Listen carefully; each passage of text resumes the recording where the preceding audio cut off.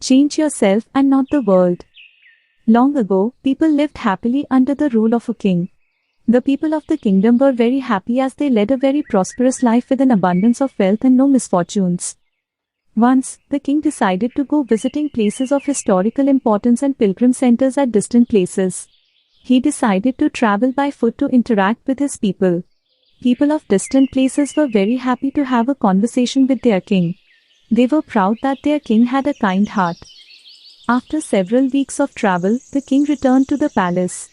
He was quite happy that he had visited many pilgrim centers and witnessed his people leading a prosperous life.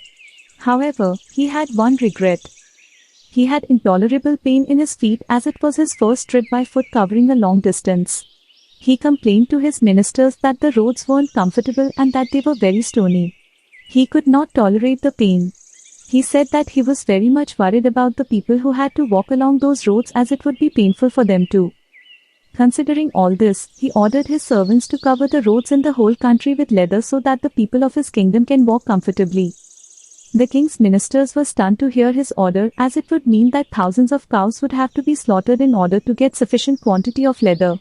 And it would cost a huge amount of money also. Finally, a wise man from the ministry came to the king and said that he had another idea. The king asked what the alternative was. The minister said, instead of covering the roads with leather, why don't you just have a piece of leather cut in appropriate shape to cover your feet?